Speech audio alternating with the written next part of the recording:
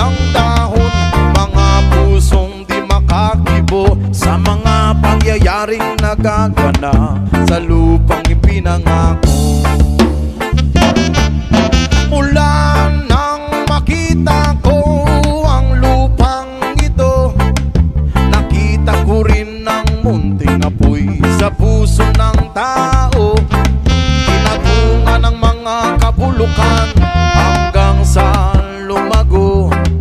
Ngayon ang puso'y may takot sa lupang ipinangako.